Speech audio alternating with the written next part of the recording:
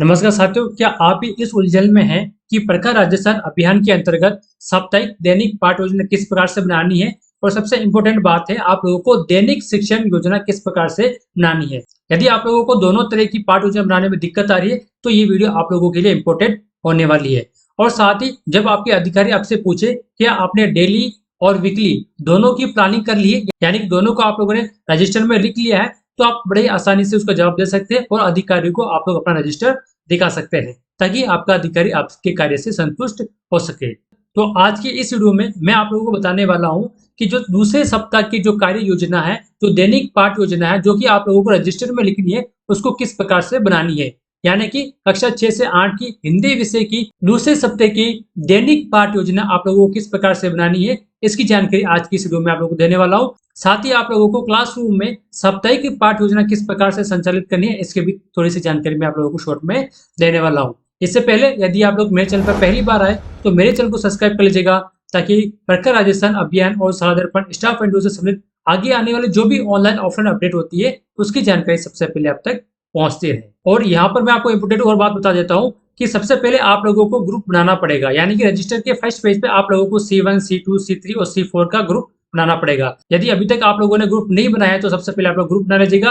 Group किस प्रकार से बना सकते हैं इस पे पहले से मैंने एक वीडियो अपलोड कर रखी है, आप चाहे तो मेरे चैनल पर जाकर उसको देख सकते हैं। और साथ में यदि आप लोगों ने कक्षा 6 से 8 की हिंदी विषय की पहले सप्ताह की दैनिक पाठ योजना नहीं बनाई है तो उसकी भी वीडियो मैंने अपलोड कर रखी है। तो देखिए यहाँ पर मैंने कक्षा 6 से 8 की भी और कक्षा 3 से 5 की दोनों की सप्ताह 1 की जो लेसन प्लान है, जो दैनिक लेसन प्लान है, उसकी वीडियो मैं अपलोड कर चुका हूं। आप चाहे तो उसको देख सकते हैं और उसको सेम टू सेम अपने रजिस्टर में उतार सकते हैं। तो सबसे पहले यहाँ पर मैं साप्ताहिक शिक्षण कार्य योजना को थोड़ा सा शॉर्ट बता देता हूँ। अब देखिए जो साप्ताहिक शिक्षण योजना है इसको आप लोग क्या करेंगे, इसका प्रिंट आउट अपने पास में रख लेंगे ना, इसका प्रिंट आउट निकाल आप लोग अपने पास में रख लीजिएगा। तो ये तो होगी साप्ताहिक शिक्षण योजना की आपके पास में हार्ड कॉपी हो जाएगी। अब जो दैनिक पाठ योजना है वो मैं आगे वीडियो में आपको बताने वाला हूँ किस प्रकार से आप लोग दूसरे सप्ताह की दैनिक पाठ योजना बना सकते हैं। अब देखिए दूसरे सप्ताह के अंतर्गत आप लोगों की जो विषय वस्तु रहने वाली है वो रे, है, से, ई और मात्रा आ के ऊपर रहने वाली है। तो इससे संबंधित आप लोगों को गतिविधियां करवानी है। देखिए गतिविधि यहाँ पर लिखी हुई है, पहले तो आपको पुनरावृत्ति करवा देनी है,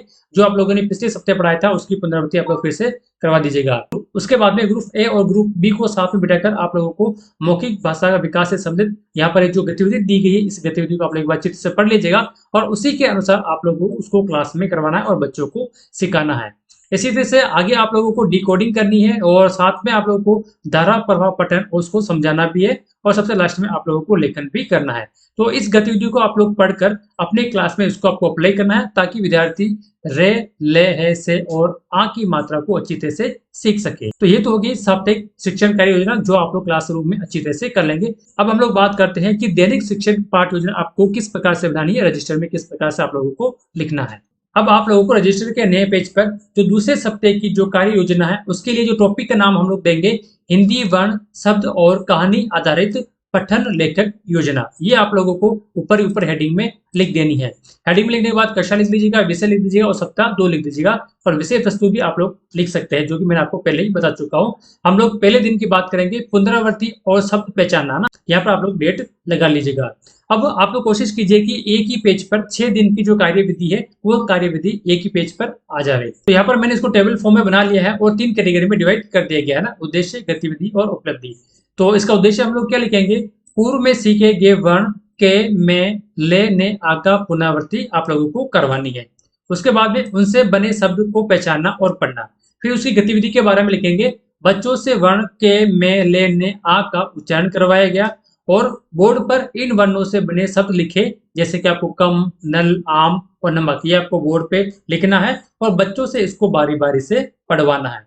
इससे बच्चों में क्या उपलब्धि होगी, बच्चों ने वर्ण और शब्द पहचान लिए हैं और लगभग सभी ने बोर्ड से सही पढ़कर सुनाया है। तो इस प्रकार से आप लोग पहले दिन की गतिविधि को रजिस्टर में लिख लीजिएगा। दूसरे दिन की कार्य योजना का टॉपिक का नाम रहेगा कहानी द्वारा भाषा विकास। आप लोग यहाँ पर तारीख लिखते जाएगा, हर दिन की तारीख आप लोगों को लिख देनी है।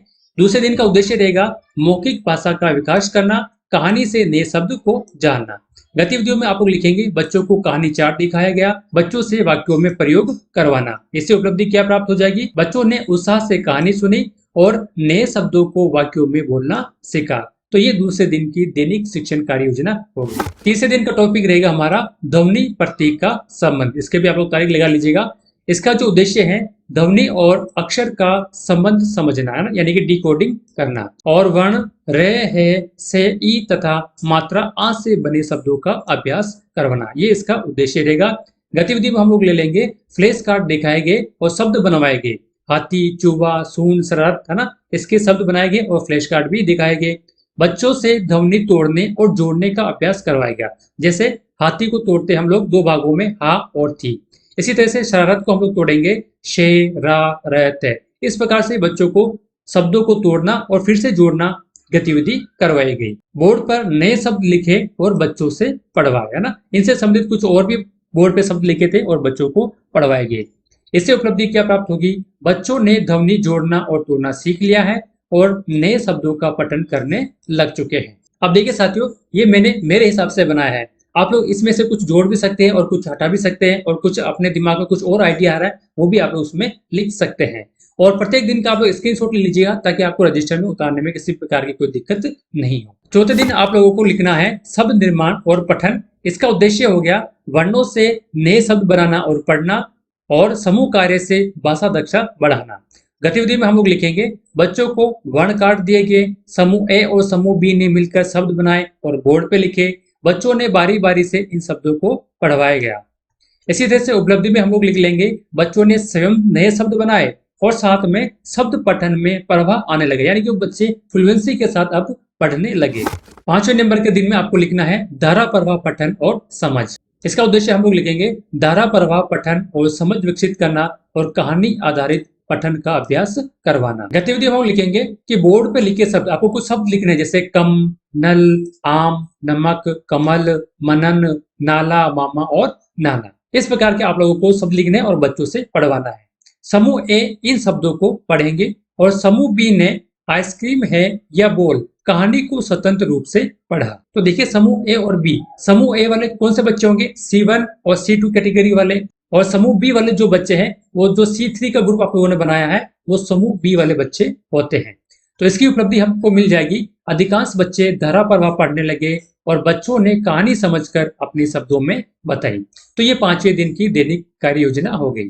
अब सबसे लास्ट में सप्ताह का अंतिम दिन है ना, तो छठा दिन है। तो इसके लिए आप लोग टॉपिक की हेडिंग लिखेंगे लेखन और श्रुति लेख अभ्यास करवाना। इसका जो उद्देश्य है लेखन और श्रुति लेख का अभ्यास करवाना, सुने हुए शब्दों को लिखना। गतिविधि में आप लोग करवाएंगे शिक्षक ने सीखे गए नए शब्दों जैसे कमल, नाला, मामा, नमक आदि का श्रुति लेख लिया। बच्चों ने कॉपी में लिखे शब्दों को पढ़कर सुनाया और 2-3 नए शब्द भी लिखवाए। उपलब्धि में हम लोग लिखेंगे बच्चों ने सुने हुए शब्द सही लिखे, लेखन में आत्मविश्वास और शुद्धता आई। तो इस प्रकार से आप लोगों को दूसरे सप्ताह की जो साप्ताहिक कार्य योजना है उसको डिवाइड करते हुए यहाँ पर दैनिक शिक्षण योजना आप लोगों को अपने रजिस्टर में लिखनी। तो साथियों, यदि वीडियो अच्छी लगी तो उसको लाइक करना और अपने शिक्षक साथियों के साथ शेयर जरूर करना। और यदि आप लोग मेरे चैनल पर पहली बार आए तो मेरे चैनल को सब्सक्राइब कर लीजिएगा ताकि आगे आने वाले सप्ताहों के भी दैनिक शिक्षण कार्य योजना सबसे पहले आप तक पहुंच सके और आप उसको अपने रजिस्टर में लिख सके।